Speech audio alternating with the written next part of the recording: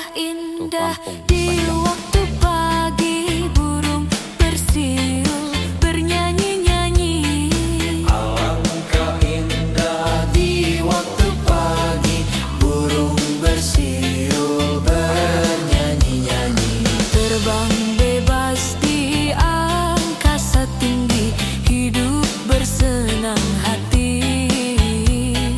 Terbang bebas di angkasa tinggi, hidup bersenang hati. Tidak seperti burung di sangkar, hatinya sedih, hidupnya sukar. Tidak seperti burung di sangkar, hatinya sedih, hidupnya sukar. Makan diberi, minum disukat, terkurung terikat. Makan diberi, minum disukat, terkurung terikat.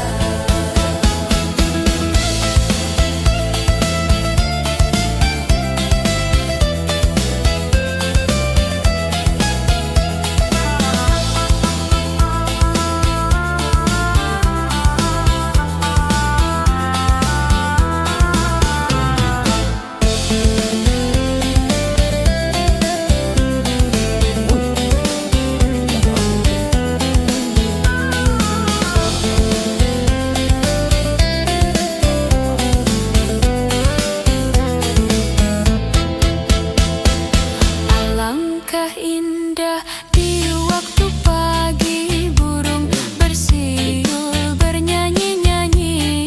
Alangkah indah di waktu pagi, burung bersiul bernyanyi-nyanyi. Terbang bebas di angkasa tinggi, hidup bersenang hati. Terbang bebas di angkasa tinggi, hidup bersenang hati. Tidak seperti burung di sangkar, hatinya sedih, hidupnya sukar. Tidak seperti burung di sangkar, hatinya sedih, hidupnya sukar. Makan diberi, minum disukat, terkurung terikat. Makan diberi, minum disukat, terkurung terikat.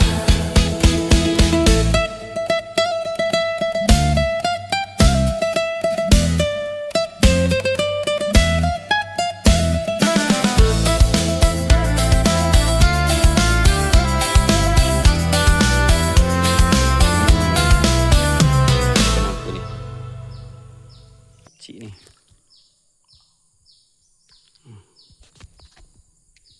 Kenapa ada belang kat atas, tebas sisik. Kenapa Cik ni tadi ada yang besar. Okay, kita off je. Okey, kita sambung balik ke situ lah. Tak ada nampak dah bayang-bayang ikan toman. Kalau ada lagi. Pelampung dah tercabut. Mancing tak ada pelampung. Ada puyuh ni banyak. Oh tu besar puyuh. Kat situ. Uish.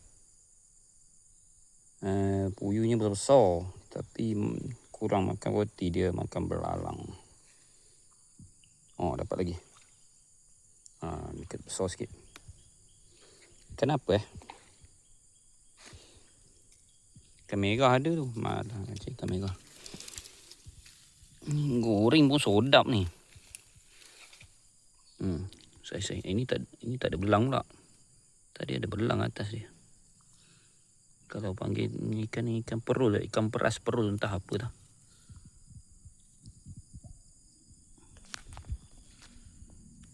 Jom cuba kita mengendap puyuh. Puyuh biasa belah sini. Harap tak ada ikan merah. Puyuh biasa kat depan ni. Sini. Tu ada ikan besar hitam. Entahlah puyuh. Puyuh ke apa tak tahu. Dah makan lah tadi. Ikan merah jangan main sini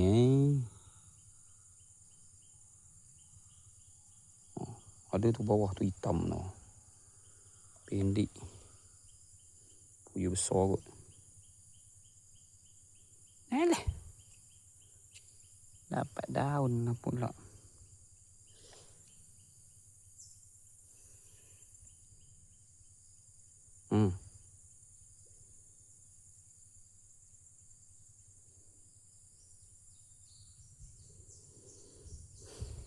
Janganlah ikan tadi lagi.